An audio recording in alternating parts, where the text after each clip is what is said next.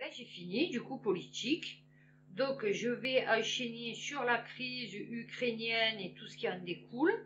Je vais parler, oui, de Macron et du RSA, là, de sa proposition. On va passer crise ukrainienne, après je vous parlerai du RSA. La France va accueillir 2500 Ukrainiens réfugiés en Moldavie. Ouais, parce qu'on les récupère d'un peu de partout. Alors, Ukrainiens qui habitaient genre États-Unis, Afrique, Australie, vous pouvez revenir. Oui, parce qu'il y a la guerre dans votre pays. Donc, je vous explique, tous les Ukrainiens du monde entier, disséminés sur toute la planète, vous pouvez venir en France. On récupère. Ukraine, Volodymyr Zelensky piégé par les Pandora Papers, je vous en avais parlé déjà, puisqu'il a des comptes dans les paradis fiscaux. Bah oui, parce que bon, pourquoi gêner, hein, franchement. Réfugiés ukrainiens en France, des responsables de droite et d'extrême droite déplorent la présence de migrants non européens. Eh ouais, c'est con. Ben ouais, parce que eux aussi, ils ont des clandos. Voilà. Eh oui, eux aussi, il y a des gens, parce que pour te dire le niveau de vie, tu vois, parce que le niveau de vie ukrainien, c'est 180 € par mois. Hein, j'explique aux Français, de base, c'est 180 € par mois. Et il y a des pays où c'est moins que ça que tu es payé. Donc, tu pars de ton pays et tu vas dans un pays. Alors après, ça dépend. Bon, tes choix. Bon, il y en a qui choisissent l'Ukraine. Je sais pas pourquoi. Mais en tout cas, ils y vont. Et donc, ils sont quand même mieux payés que dans leur pays. Tu vois. Donc, effectivement, il y a quand même des clandos là-bas. Parce qu'il y a moins de, peut-être, sécurité, machin, de contrôle. Enfin bon, voilà. On peut un peu mieux magouiller, peut-être, qu'ici. Quoique, on ne se gêne pas, ici. Mais, voilà pourquoi. Donc, effectivement, quand ils sont là-bas, ben oui, s'il y a la guerre là-bas, et que ceux qui habitent là-bas, ils viennent ici, ils vont avec eux. C'est logique, hein. Hein? Le bombardement de la base de Yavoriv, sévère avertissement pour les Occidentaux. Le site visé par des frappes russes dans la nuit de samedi à dimanche n'a pas été choisi par hasard. Associé à l'OTAN jusqu'au déclenchement de la guerre, il servait depuis de plateforme de livraison d'équipements militaires à l'Ukraine. Oui, parce qu'il n'est pas fada, lui, hein. Ah oui, il va pas te bombarder les silos de blé, tu vois. Non, non, il te bombarde un truc qui sert. Eh ouais. Enfin, contre lui, du coup. Des fois, il vous sort des trucs. Biarritz. Ça, c'est CNews. Deux activistes prennent possession de la maison de la fille de Poutine et veulent accueillir des réfugiés. Ouais, ils se sont cruchés leur mère. Ouais, ils se sont dit, ouais, pourquoi tu fais pas pareil pour Biden ou pour Bush? Il en a du sang sur les mains. Les Irakiens, les Afghans, hein, Reagan, et puis remontons au temps des Vietnamiens, hein. Bon, tu vas pas leur prendre leur maison à ceux qui ont participé à la guerre au Vietnam, qui étaient contre le peuple et tout. Mais bon, tu l'as pas fait, ça. Pourquoi tu fais ça maintenant? Parce que genre, c'est Poutine. C'est ridicule. Franchement, tu es ridicule. Genre, tu es un activiste, toi. Va défendre les vraies causes. Pourquoi tu ne défends pas les Maliens? Pourquoi tu ne défends pas les Yéménites qui sont bombardés par les Français, hein, les Alliés ou je sais pas quoi, ou en tout cas les armes françaises? Je vous jure, ça me donne envie de vomir. Tout ça, ils profitent sur le... Vous voyez, ça fait genre, ouais, moi je suis un grand fou. Tu rien du tout, tu sais. Comment le diamant russe se joue des sanctions? Parce que comme il expliquait, oui, les Russes, ils vendent des diamants, mais pas spécialement aux Européens, vous voyez. Ils passent d'abord par l'Israël et l'Inde. Voilà. Hein? Parce que comme je vous ai dit, vous n'êtes pas sur une tortue qui flotte, sur le dos d'une tortue qui flotte dans l'univers. Vous voyez, la France, il y a des pays et le monde tourne aussi. Vous voyez, nous on vit et les autres pays aussi. Tout passe pas par nous. Voilà. Hein? C'est comme il y en a, ils flippent parce qu'on s'en fout d'eux. Ouais, on s'en fout de toi. Moi j'en connais plein, ils flippaient parce que je m'en foutais d'eux. Mais je m'en fous de toi, fous-toi-en de moi en fait. Pourquoi tu flippes parce que je me fous de toi? Et j'en ai rien à foutre de toi en fait. Ben voilà, il y a des gens qui n'en ont rien à foutre des Européens et des Français. Ils font leur vie quand même. Vous voyez? Tchernobyl, épuisé, le personnel du site nucléaire ne fait plus les réparations de sécurité. Eh ouais, on s'en tape le saucisson. Hein? Voilà. J'imagine même pas le truc. Guerre en Ukraine, pourquoi au champ Décathlon le roi Merlin reste ouvert en Russie? Ben parce qu'ils veulent pas faire faillite en fait. Voilà, c'est tout, hein. Je t'explique, hein. Ah, ils sont pas cons, hein. Enfin, ils veulent toujours gagner des pépettes, hein, tu crois que quoi? Et puis si eux ils s'en vont, qui reste là-bas? Hein? Voilà, pour vendre un petit peu de nos produits qu'il y a un petit peu dans les rayons. Truc de fou. Mais pourquoi ils restent ouverts? Enfin, pour gagner des sous, tu crois que quoi? Non. Ouais, ils vont se tirer 3 balles dans le pied, eux. Ils ont un troisième pied. La Russie annonce des sanctions contre Biden et plusieurs hauts responsables américains. Le Figaro. Bon, après, si c'est comme Biden avec son caviar et ses diamants, je vais te dire, on n'est pas sorti de l'auberge. Alors, 13 personnalités américaines sont visées par ces sanctions dont la nature exacte n'a pas été précisée. Et je me ferai du souci, moi, à leur place. Parce que quand on te précise pas la chose, ouais, quand on te dit on va venir te voir, mais je te dis pas ce que je vais te faire. Ouais, t'es pas rassuré, tu vois. France Info. Guerre en Ukraine. Comment la France organise la prise en charge des réfugiés? Ah ben je vous ai dit, il leur donne tout. Vous allez voir. 50 000 et peut-être 100 000 personnes. Voilà, on attend. Hein? Préparez. Vous avez ouvert vos maisons? Vous avez mis petit panneau en accueil des Ukrainiens? Hein? Ceux qui sont pour que les Ukrainiens viennent ici. Je dis pas qu'ils ont pas le droit de venir. Je dis simplement ceux qui prônent que, ouais, la guerre, hein, les sanctions, ouais, on prend en charge les Ukrainiens. Tu les fais venir chez toi? Non, je te demande, tu les fais venir chez toi? Juste réponds à la question, en fait. Un statut inédit pour les réfugiés ukrainiens. Je vous l'ai dit. Non, mais je suis trop forte. Les réfugiés ukrainiens disposent d'un statut européen de protection temporaire. Ah oui, parce que c'est suspendu, temporaire, autorisation de mise sur le marché temporaire, d'urgence, contrat suspendu. Voilà, c'est tout. La mesure a été décidée lors du Conseil de l'Union européenne le 4 mars. Alors, ouvert aux personnes ayant la nationalité ukrainienne, aux étrangers qui résidaient en Ukraine, d'accord? D'accord? Voilà. Hein? C'est l'Europe. D'accord? Alors, ceux qui se plaignent là, de l'extrême droite que je venais de lire, comme quoi l'extrême droite et la droite, oui, les réfugiés, machin et tout, il y a des clans d'eau qui viennent. Il y a bien écrit, le dispositif est ouvert aux personnes ayant la nationalité ukrainienne, aux étrangers qui résidaient en Ukraine et à leurs familles. Concrètement, il permet à ceux qui quittent le pays d'obtenir des droits dans le pays où ils arrivent. D'accord? D'accord? Quand je vous dis qu'ils nous prennent pour des cons. Alors quand Zemmour, il vous dit oui, moi, si demain je suis le président, les Ukrainiens ils rentreront pas ou je sais pas quoi, mais qu'il est pour l'Europe, ben voilà, vous voyez très bien que c'est pas possible en fait, puisque c'est l'Union européenne qui a décidé de faire ça. Et que nous, on suit les directives européennes et que Zemmour, il est pour l'Europe. Alors on va vous dire, oui, mais ils sont pas obligés de les suivre. Oui, vous avez vu ce qu'on fait à ceux qui veulent pas les suivre. Imaginons demain, on dit non, on ne veut pas recevoir les Ukrainiens. Mais vous êtes fous, quoi. Putain. Ah, c'est bon, laissez tomber. Ensuite, achat de pétrole. La Chine et l'Arabie Saoudite veulent remplacer le roi dollar par le yuan. Je vous dis, ils sont en train de nous la mettre bien profond. Mais bien. Vous allez voir comme ça va faire mal. Mais vraiment, quand vous allez comprendre, ou quand les gens, bon, j'espère que vous avez compris, ou quand les gens, ils vont comprendre ce qui se passe. Résolution de l'ONU exigeant le retrait des troupes russes d'Ukraine. Pourquoi une partie de l'Afrique s'est abstenue? France Info. Parce qu'on a été trop gentils avec les Africains. Ouais, depuis des centaines d'années. Oh non, on leur a apporté la modernité, les valeurs chrétiennes, on leur a tout apporté. Oh, on a été trop généreux avec eux. 141 pays ont voté en sa faveur. La résolution, vous savez, l'agression, machin, qu'il fallait être reconnu par le monde entier. Bon, ben c'est pas le monde entier. Et seulement 5 pays contre. La Corée du Nord, la Syrie, l'Érythrée, la Biélorussie et bien évidemment la Russie. Mais plus que les pour et les contre, ce sont les abstentions. 34 pays se sont abstenus, dont 16 africains. Et ouais, je vous ai dit, vous avez été trop gentils. C'est pour ça. Près de la moitié du continent. Je vous ai expliqué déjà. Ils voient que la Russie, machin et tout, ils arrivent. Ils peuvent pas arriver comme ils sont arrivés les Blancs à l'époque. Vous voyez? C'est fini ça, ils peuvent plus le faire. Avec tout fait, je veux dire, vu comme c'est médiatisé, machin et tout, ils peuvent plus faire comme on faisait nous à l'époque quand on arrivait dans un pays. Donc eux, ils y vont, voilà, plus, voyez, plus vicieux. Ils achètent, ils monnaient. Eux, ils sont contents.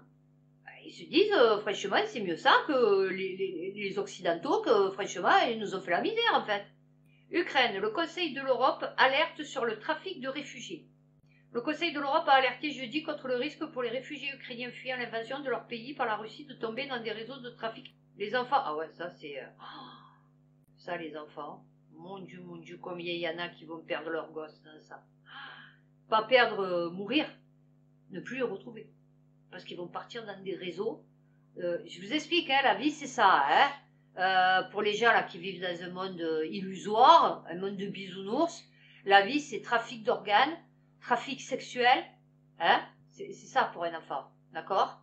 Pédophilisé, dans des sectes, des machins, vendus en morceaux. Je vous explique, c'est dégueulasse, c'est la vie. C'est pas comme dans les films, ou c'est pas comme ce qu'ils vous disent à la télé. La vie, c'est dégueulasse. Enfin, la vraie vie. Vous voyez, pour certaines personnes. Voilà. Là, je plains vraiment les enfants. On continue. Alors, la mort de rire. Pour vous dire, comme c'est des fous furieux. Un défaut de paiement de la Russie paraît désormais inéluctable. Ça, c'est les échos du 14 mars. D'accord? Le risque de défaut de la Russie est imminent, a prévenu Fitch la semaine dernière. Désormais, les 3 grandes agences de rating financier classent la dette publique russe en catégorie C. Dernière étape, machin. Donc là, le mec, il est trop content. Hein, d'accord? Parce qu'il dit, oui, la Russie va être en défaut de paiement. Parce qu'il fallait qu'elle paye, vous savez, ses intérêts, je sais pas quoi. 117 millions d'euros. Enfin bon, ok. Vous avez bfmtv.com, le 17 mars. Le risque de défaut de paiement de la Russie sur sa dette s'éloigne un peu. La Russie indique avoir effectué un versement pour régler le premier échéance sur ses obligations souveraines. Voilà. C'est con, hein? Oh, ça vous fait pas de la peine? Oh oui, hein?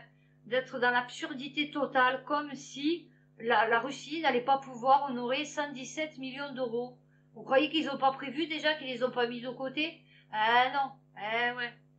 BFM Business, en cas de conflit, la France sera-t-elle vraiment en cours de munitions en quelques jours? Non, tu n'as pas compris. Je ne force pas l'Autriche. Je pense même que les informations que j'ai évoquées sont encore optimistes par rapport à la réalité et je pense malheureusement à des munitions spécialisées ou traditionnelles. Parce que vous savez que, soi-disant, on n'a pas assez d'armes, machin. Alors, ce problème n'est pas nouveau. Il a été soulevé en février par 2 députés. Voilà. Munitions se périment, notamment la pyrotechnique. Les munitions non utilisées doivent donc être détruites ou rénovées tous les 10 ans. Et il faut en moyenne 3 ans pour reconstituer des stocks. Mais c'est bien parce que ça fait comme les masques, voyez. D'après les industriels, l'ouverture en urgence de nouvelles chaînes prendrait entre 18 et 36 mois. Même si la France était engagée contre une force importante type Chine ou Russie, on s'inscrira dans le cadre d'une coalition. Voilà. Parce que eux, ils calculent qu'ils sont avec les autres, que les autres vont les aider, qu'ils vont mourir pour eux. Vous savez, voilà. C'est pour nous, quoi, du coup.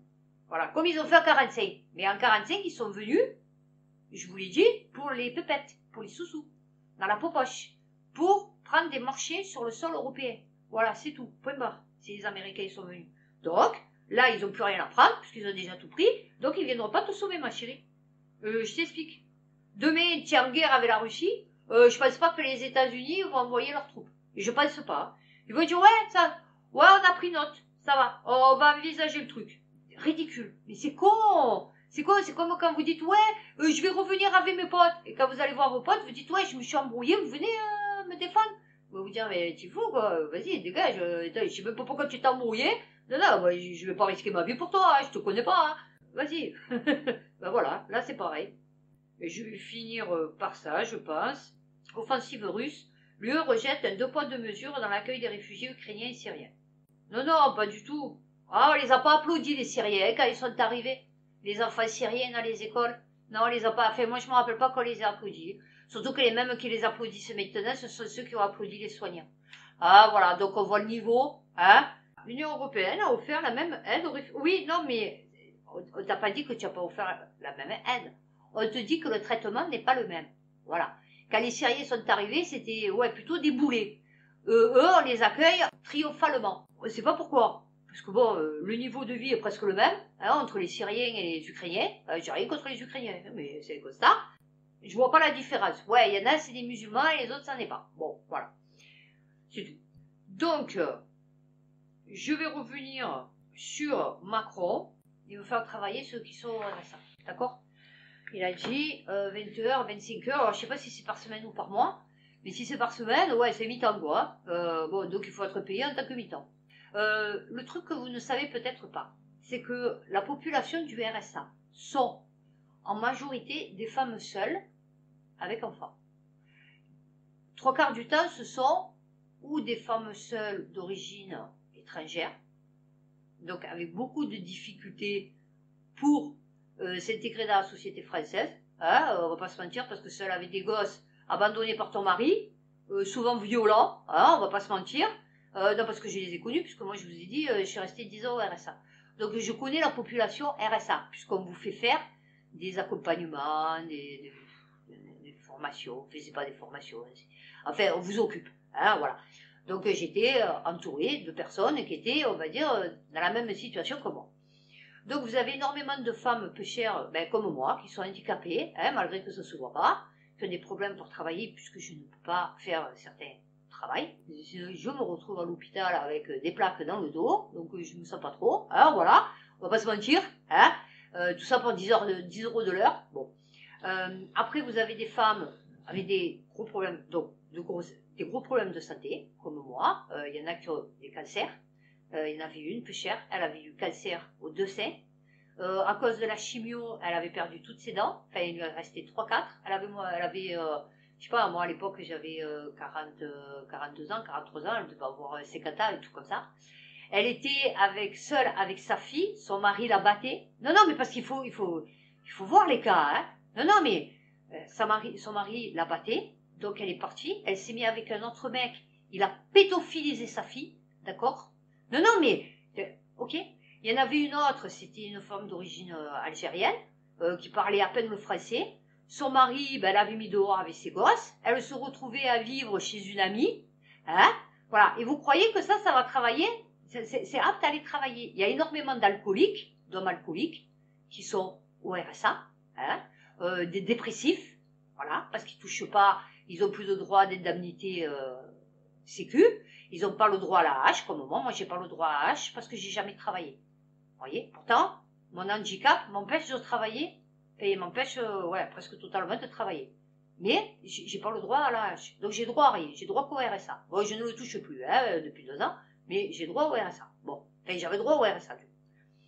Donc déjà, il faut savoir la population en général. Ce sont des femmes, les 3/4 du temps seules, avec enfants, dans des situations familiales compliquées, niveau social défavorisé, hein, ou qui ont d'énormes problèmes de santé, psychologiques, physiques, d'accord?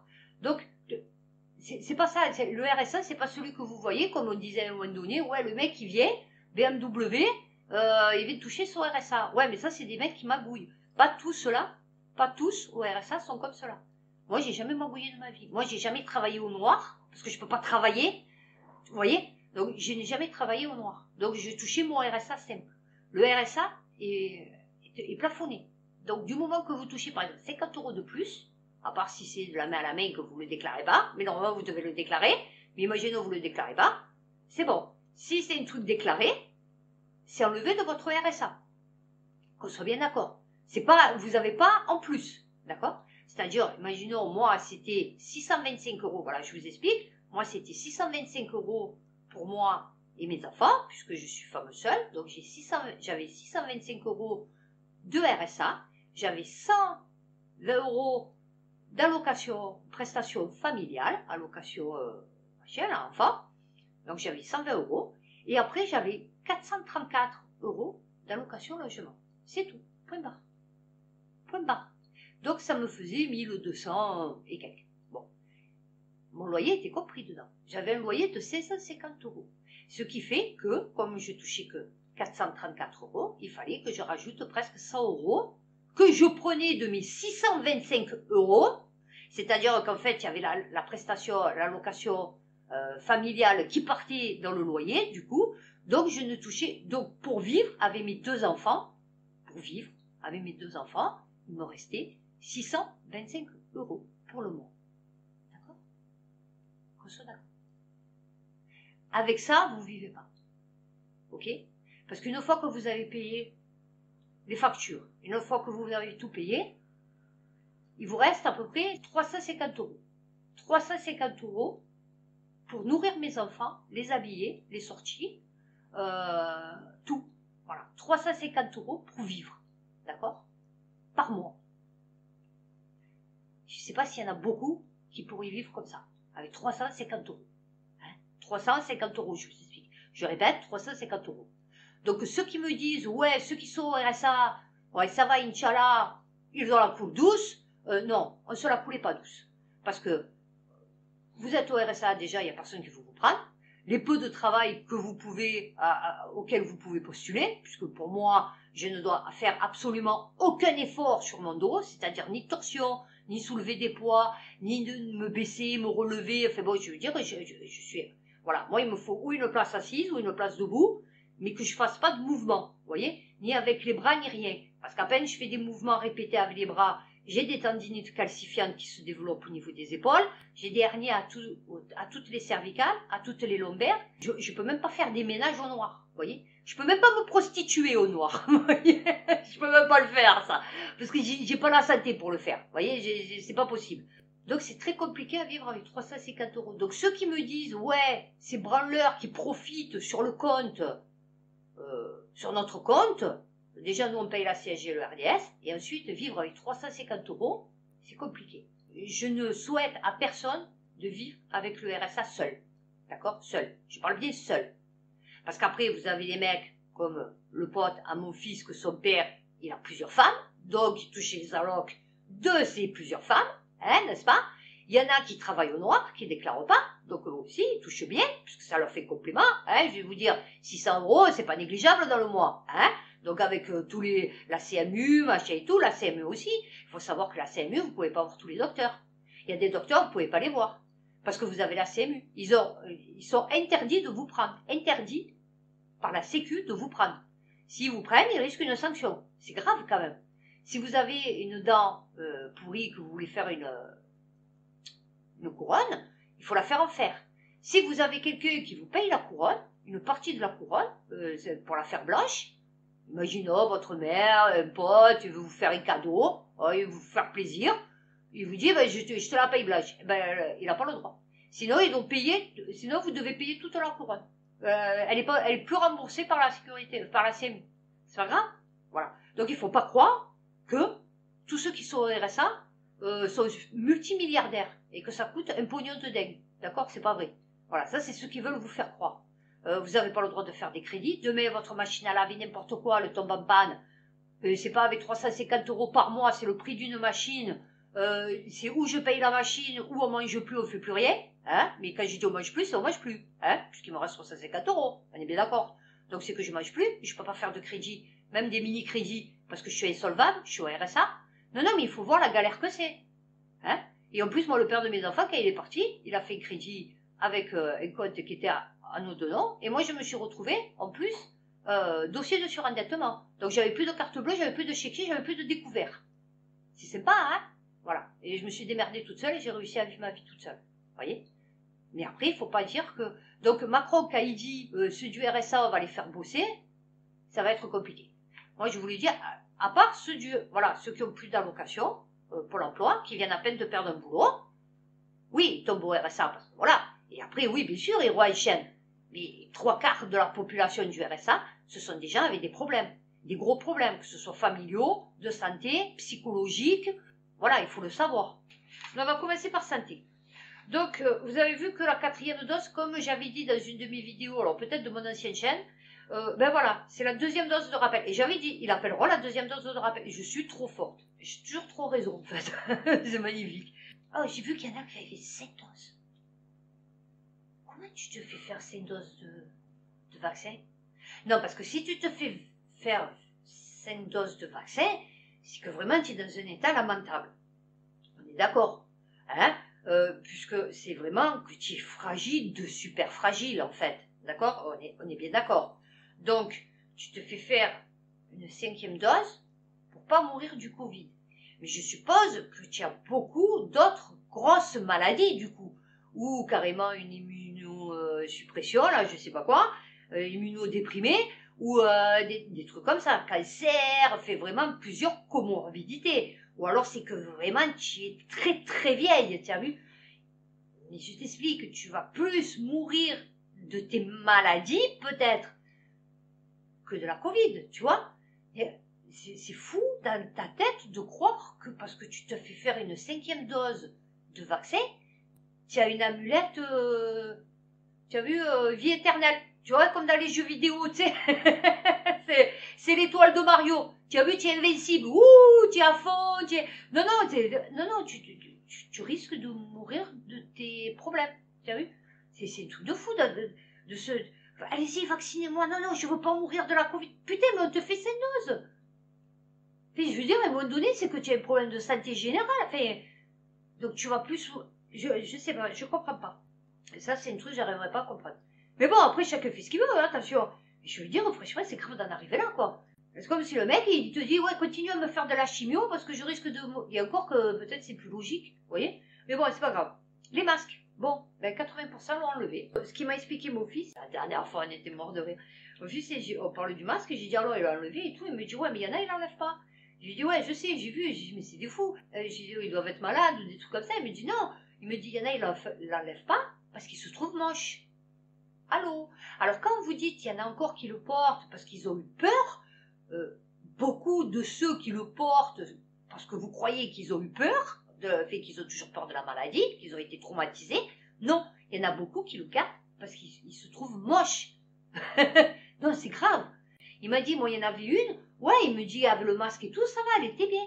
Il me dit, la dernière fois, elle a levé le masque, il me dit, elle avait une putain de double menton, mais laisse tomber, quoi. Il m'a dit, remets le masque. Franchement, remets le masque. Et il y en a plein, c'est pour ça. Ceux qui puent de la bouche, vous savez, je suis sûre qu'ils gardent le masque. Ceux qui ont les dents toutes pourries, vous savez, qui ont les dents dégueulasses et tout, bon, tu travailles, ça va, tu te fais refaire les dents, hein, je suis désolée, tu fais un crédit. Tu te fais pas un crédit voiture, tu te fais un crédit dents, tu vois. Je suis sûre qu'ils le gardent parce qu'ils ont les dents pourries, ou parce qu'ils ont des plaques, ou des boutons, ou j'en sais rien, ou c'est parce qu'ils sont vilains, hein. Mais il y en a beaucoup, ils le gardent pour ça. Donc ne croyez pas que tous les gens qui ont gardé le masque, c'est ou parce qu'ils sont fragiles, ou c'est parce qu'ils ont eu peur. Non, non, c'est parce qu'ils sont moches, tout simplement. Voilà, c'était pour préciser. Ma fille m'a dit, photomaton de 5 €, c'est passé à 8 €, s'il vous plaît. 8 € pour prendre 5 photos. Un truc de fou. 3 € d'augmentation. J'ai halluciné. J'ai dit, comment c'est 8 €? Elle m'a dit, oui, c'était 8 €. J'ai dit, ouais, d'accord. Alors, ce que vous ne savez pas, je vais vous apprendre un truc. GDF est passé chez moi pour me changer mon électricité. Enfin, parce que moi, j'étais à EDF. Bon, j'ai pas trop compris leur système EDF, GVDF, c'est pareil. Enfin, bon, c'est pas grave. Et donc, en fait, il m'a dit que à GDF, ils font des tarifs spéciaux zone franche. Bon, et donc, comme je suis en zone franche, donc il m'a dit, alors, il m'a sorti des chiffres de fou. Il m'a dit, là, vous payez 100 €. J'ai dit, ouais. Il me dit, dans 3 mois, ça va passer à 125 €. Et il m'a dit, dans 6 mois, ça va passer à 145 €. Ah, j'ai dit, ah ouais. Il me dit, ouais, c'est ça les augmentations. Il m'a dit, bon là, du coup, vous restez sur 3 ans à 75 €. Ah, j'ai dit, c'est bien. Oh, j'ai dit, merveilleuse nouvelle. Vous êtes mon petit papa Noël. Donc, regardez, si vous êtes en zone franche, GDF fait des tarifs spéciaux. Bon, alors, je ne sais pas si c'est spécial Marseille, mais en tout cas, voilà. Je vais parler Corse. Alors, je ne parle pas trop de la Corse parce qu'en fait, j'aime pas parler des choses que je ne connais pas spécialement. Vous voyez? Donc, je ne vais pas m'avancer sur des sujets que je ne comprends pas, enfin, qui sont trop compliqués pour moi, que j'ai pas étudié, vous voyez? Ensuite, qu'est-ce qu'on a? Société. Oui, nous, on va faire société. Je voulais parler de l'hôpital public. Ben, que l'hôpital public, normalement, devait recevoir des gens sans distinction de race, de religion, d'argent, hein, on est bien d'accord, hein. Sauf que maintenant, pour les non-vaccinés, alors pour les vaccinés, pour tout le monde, c'est 20 € hein, en ambulatoire maintenant, puisque vous avancez les frais, et c'est 25 € le test, d'accord? Donc maintenant, pour vous rendre à l'hôpital pour une personne non vaccinée, ça vous coûtera 45 €. Voilà. Donc là, comme je vous disais, j'ai vu là, je ne sais même plus sur quelle chaîne, qu'ils applaudissaient les enfants ukrainiens qui arrivaient en classe. C'est à vomir. Vous êtes à vomir. À vomir. Pas parce qu'ils applaudissent, parce que tant mieux s'ils se font applaudir, hein, les enfants ukrainiens, moi je m'en fous. Mais comme j'ai dit, c'est les mêmes qui applaudissaient les soignants.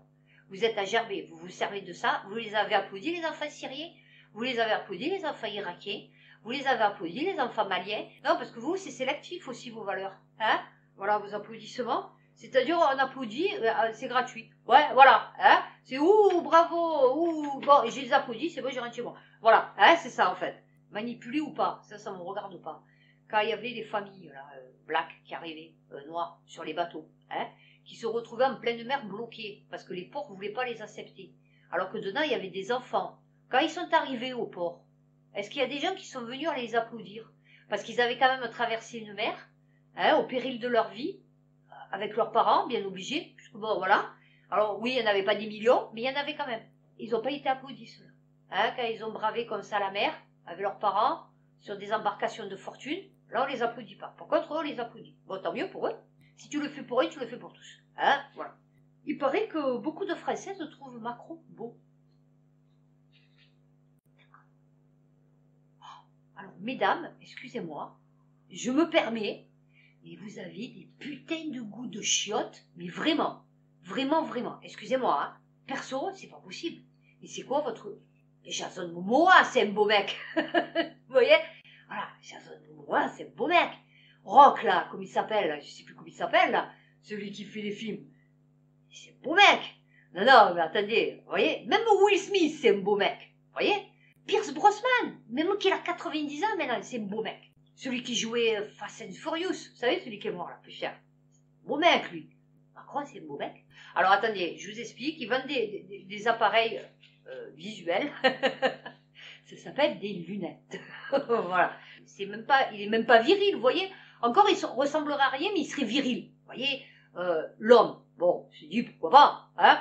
Mais là, en plus, même pas. C'est une espèce d'éphèbe. Vous savez, comme les trucs des mangas, là, les divinités, là, pas trans, mais c'est pas leur donner de sexe, vous voyez, on ne sait pas ce que c'est. Voilà, ça peut avoir un panda, les cheveux bleus. Vous avez des goûts de chiottes, voilà. Voilà pourquoi on en est là, ma France. Pourquoi il n'y a pas de beaux gosses en France. Voilà, c'est l'instinct féminin n'est pas très développé. Voilà, point de vue virilité, hein. Point de vue avoir, vous voyez, non, mais ça n'a pas peur, vous voyez. Non, non, pas du tout. La carrure, vous voyez, la 90, bien baraqué, petits abdos, non, non, pas du tout. Petit tatouage, non, non, vraiment pas. Sans commentaire. Ensuite, j'enchaîne sur la Corse. Oui, le palais de justice qui a été incendié. Par contre, comme en Guadeloupe, ça s'arrange vite fait bien fait, hein, l'histoire. Le saucisson, c'est un peu comme les gilets jaunes, hein, quand ils ont pété un câble, de suite, hop, on a lâché un peu du lest. Faut-il en arriver à la violence, hein? Telle est la question. Faut-il en arriver à la violence pour se faire entendre? Donc on vous dit non, hein? De partout à la télé, on vous dit non, on peut discuter, on peut... Moi je veux bien, mais tu sais, dans la vie de tous les jours, ma chérie, si on ne t'écoute pas, ça finit en violence. Voilà, je t'explique. Imaginons, tu as un voisin, il fait du bruit. Souvent, la nuit.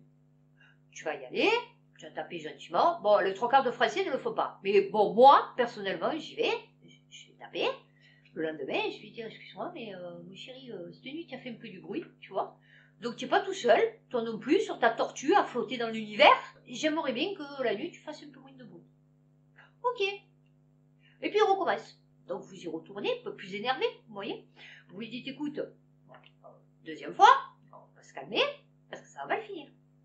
Ouais, ok. Ou ouais, non, pas ok. D'accord. Et la troisième fois, tu reviens, il refait du bruit, puis tu lui casses la bouche. Comme par hasard, du jour au lendemain, il n'y a plus de bruit. Ah, c'est bizarre. Ça arrive, ils n'ont pas spécialement les conflits, mais oui, ça permet de faire cesser quelques nuisances, on va dire.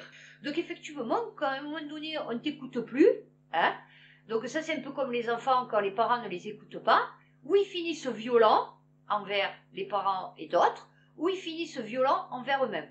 C'est-à-dire qu'ils se font du mal, et qui vont des fois jusqu'au suicide. Voilà ce que c'est de ne pas écouter les autres, d'accord? Donc quand quelqu'un est en face de toi, qui bouge les lèvres et de la bouche et émet un son, il faut l'écouter, tu vois, parce qu'après, à un moment donné, c'est plus physique, tu vois. Tu peux pas gérer de Paris l'esprit corse. Voilà. Déjà, moi, je suis marseillaise d'origine corse, je suis pas eux. Il y a que eux qui se comprennent. Toi, parisien énarque, tu peux pas comprendre ce qui se passe en Corse. En Corse, il y a les traditions, il y a, tu vois, les jeunes, ils sont pas comme nous ici perdus, tu vois, ils sont encore très familles là-bas. Donc, ce qui fait qu'ils sont ils soutiennent leur famille, tu vois, c'est pas comme ici qu'on parle plus à nos grands-parents, qu'on parle plus à nos parents, que, tu vois, c'est le bordel. Non, non, là-bas, ils ont encore un tant soit peu de structuration, tu vois. Tu peux pas, toi, en tant que bobo parisien élite de Paris, hein, savoir comment vit un Corse. Là, un truc, mort de rire. Il y a une nageuse, Lia Thomas, je sais pas si vous l'avez entendu parler, c'est un mec qui est devenu femme, d'accord, et qui massacre tout le monde, toutes les femmes au championnat de natation, puisque c'est un homme, mais il est avec les femmes. Donc ça crée la polémique. Donc je dis, est-ce qu'il faudrait peut-être pas changer de critères? Parce que quand j'ai vu les photos, ouais, elle fait 2 fois les femmes. Donc peut-être maintenant, avec ce coup, alors c'est où il faut leur interdire, dire non, c'est pas possible, voilà, parce que comme elles ont dit les autres, oui, alors ma fille elle est d'accord avec la nageuse, et mon fils il est d'accord avec moi, enfin pas avec moi, mais à un moment donné, il faut peut-être voir changer les critères. Parce qu'il m'a expliqué mon fils qu'il y en avait un par exemple qui faisait le bras de fer, et en fait il avait une malformation, enfin c'est pas une malformation, mais c'est une maladie, je sais pas quoi, et en fait il a le bras d'un culturiste qui soulève 5 kilos, je sais pas quoi, mais lui il est tout sec. Et en fait il fait les championnats avec ceux de sa catégorie, mais du coup il explose tout le monde, parce que du coup il n'a pas le bras en fonction de son corps, vous voyez, donc des autres corps. Et donc je pense qu'à un moment donné il va falloir changer de critères, voilà, c'est tout. Donc c'est où il ne fait pas partie des filles, ou alors il faut changer leur catégorie, c'est-à-dire 1m50, 1m60, vous voyez, et bon lui il sera seul, du coup, à faire son truc, donc il sera premier de sa catégorie, mais seul, voilà. Qu'est-ce que vous voulez que je vous dise, parce que bon, il y en a passé 100 millions de mecs qui sont devenus femmes pour faire nageuse olympique ou je sais pas quoi, ça commence à être très compliqué. Donc je vais finir par politique et crise ukrainienne, vite fait. Donc vous avez vu que pour le débat, non c'était pas un débat, c'était un monologue, ils n'ont pas évité Poutou, Dupont-Aignan. Ben moi je sais pourquoi, hein. Ben parce qu'ils vont balancer, hein. Ils vont sortir les dossiers, hein. Et ils veulent pas qu'ils sortent les dossiers, hein. Vous croyez que quoi, Poutou déjà, il fait un demi-pourcent, mais il a passé la main dans la poche. Et Dupont-Aignan, on se doute bien que lui aussi, il va sortir les derniers trucs à la mode. Ils sont obligés d'inviter des gens qui restent dans la ligne européenne. D'ailleurs, vous remarquez que tous ceux qui ont été invités, ce sont tous ceux qui sont pour l'Europe. Pécresse, soi-disant la candidate anti-système, 10 millions de patrimoine. Gentil Jedi, d'où vient ton argent? Comment tu fais pour avoir 10 millions de patrimoine? C'est tout de fou. Anti-système. Mélenchon, je ne sais pas si vous l'avez vu ça, qui avait critiqué les pays de l'Est, qui avait dit ouais c'est bon, on n'en a rien à foutre d'eux. Hein, bon, je lis le screenshot, mais bon, je ne vais pas vous le ressortir, vous cherchez. Hein, Mélenchon, les pays de l'Est, enfin bon. Pour vous dire comme c'est des hypocrites. Pour vous dire comme tous, ce sont des hypocrites. Philippot, qui a rejoint Dupont-Aignan. Ouais, mais je pense pas que je vais voter Dupont-Aignan. Je ne sais même pas si je vais aller voter. Je suis dégoûtée.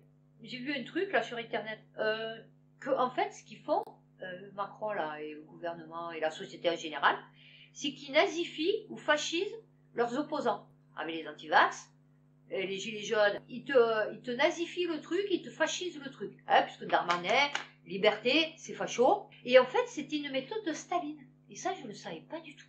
Donc en fait Macron, l'ARM, LR, tous les partis on va dire, reprennent les techniques de Staline. Voilà. Bah écoutez, on aura appris quelque chose. Je voulais dire que aussi, je n'ai rien contre la police. Enfin, je n'ai rien contre la police. Non, je n'ai rien contre la police, j'en ai après les policiers. Enfin, les policiers, façon de parler. Enfin, j'en ai pas personnellement. Mais je veux dire, je coupe en deux les policiers, parce que les policiers ne sont pas la police. Voilà. La police est nécessaire, d'accord? Mais si les policiers feraient leur travail de policier, en fait, de police. C'est-à-dire qu'ils arrêteraient tout le monde pareil, qu'ils feraient pareil pour tout le monde. Sauf qu'ils ne le font pas. Voilà. Mais en fait, j'ai rien contre la police en elle-même. La police, à la base, si ça serait des gens bien, des vrais policiers, bien, qui feraient respecter la loi bien, je les soutiendrais. Vous savez que Zemmour reprend dans son programme certaines choses des GOPÉ. Alors les GOPÉ, c'est les grandes orientations européennes. C'est juste pour vous signifier. Regardez Praxis. Praxis, c'est boulot. Vous savez, celui des gilets jaunes. Et d'ailleurs, je vais vous dire ce que je regarde, pour vous dire comme c'est hétéroclite. Hein. Donc je prends un peu de tout. Je prends le média, parce qu'il y a certains journalistes qui viennent faire des reportages super intéressants sur l'Afrique, ou sur aller à la Russie, ou bah, après il faut apprendre à laisser, hein, c'est comme tout. Je regarde Blast, Cercle Aristote, Planète 360, Je suis pas content, Juste Milieu, Divisionnaire, bien sûr, Trouble fait, très bien, comme chaîne. Donc Praxis, et lui il va vous expliquer le programme de Zemmour, c'est calqué sur les directives européennes. Hein, donc il n'est pas là pour remonter la France en fait, hein, pas du tout. Donc Hidalgo, qui est derrière Poutou, ils ont tué le Parti Socialiste. Mitterrand il doit se retourner dans sa tombe, il doit doit faire des mots, ça doit être une puce. Ah, vous avez vu Pécresse? Je vous l'avais dit. Je vous avais dit, Pécresse, elle veut devenir le Premier ministre ou un des ministres de Macron. Macron a dit qu'il ne refusait pas l'éventualité de prendre Pécresse comme ministre. C'est logique. Je vous jure que si vous êtes logique, si vous analysez bien tout ce que vous lisez, tout ce que vous voyez, vous verrez que vous pouvez connaître l'avenir avant qu'il arrive. Et c'est pas une question de prémonition ou de je sais pas quoi. C'est juste une question de logique. Alors, je vais finir par la crise en Ukraine et Poutine. Donc, l'Ukraine, c'est pas nos amis. Hein. Enfin, moi perso, pour moi, enfin, c'est pas mes ennemis, mais c'est pas mes amis. Vidéo hein, de Paris sous les bombes. Donc, bon, je sais pas comment on doit le prendre. Une menace. Il nous prévient. Bon, je sais pas. Là aussi, en Russie, tout le monde s'est enthousiasmé de la femme qui avait la pancarte, qui a mis une pancarte, vous savez, pour dénoncer la propagande russe. À quand notre pancarte sur BFM TV, les gars? C'est quand vous voulez. Parce que je suis sûre que demain à BFM TV, le mec, il vient avec sa pancarte, ouais, arrêtez la propagande, il finit en prison. Et encore, sous les applaudissements de certains. Vous saurez qui. Ensuite, j'ai regardé à un moment donné BFM, parce que j'aime bien les yeux dessus. Avant, c'était le nombre des vaccinés, maintenant, c'est le nombre de morts en Ukraine. Bon. Et avant, c'était le nombre de morts français de la Covid. Francis Coury, Légion géorgienne, étrangère. Donc, il disait que beaucoup se sont engagés dans le conflit, là, pour aller en Ukraine. Beaucoup de Baltes et beaucoup d'anglo-saxons. Voilà. Et il a dit, il n'y a pas beaucoup d'Européens. Où est l'Européen? Il n'y est pas. Voilà. Poutine, il accuse des lenteurs de négociation, de pourparlers. Ben oui, parce que comme ça, il continue la guerre, et après, on va dire, oh, méchant Poutine, il a tout détruit. Ben oui. Donc, Van der Leyen, là, qui voulait faire entrer l'Ukraine, comme j'ai déjà expliqué, les critères, ils n'y sont pas, ils ne remplissent pas. Et en plus, comme je vous ai dit, le salaire moyen, c'est 180 €. Vous vous rendez compte? Les entreprises, elles vont toutes se casser là-bas. Si l'Ukraine rentre dans l'Union européenne, parce qu'à mesure, ils se déplacent. Avant, ils étaient en France, après, hop, Ukraine, hein, Roumanie, machin, Ukraine, parce qu'avant, ils allaient à Thaïlande et tout, mais ça y est, maintenant, ils ont dit, non, c'est bon, on ne veut plus. Donc maintenant, ils envahissent les pays de l'Est. Hein. Enfin, ils envahissent, façon de parler, mais bon, ouais, c'est une sorte d'envahissement. Les industriels envahissent les pays de l'Est, vous voyez. Et donc, ils vont construire 180 € de salaire par mois. Ah ouais, tu peux aller t'installer. Hein. Ah, tu en fais des bénéfices là, mais qui c'est qui va morfler encore, c'est nous. Donc, j'ai fini. J'espère que cette vidéo vous a plu, qu'elle vous a un peu, un tant soit peu, informé de ce qui se passe un peu ici et ailleurs dans la vie réelle, et non pas sur BFM ou dans la tête de certains. Donc, prenez soin de vous, faites attention à vous, et à bientôt pour une prochaine vidéo.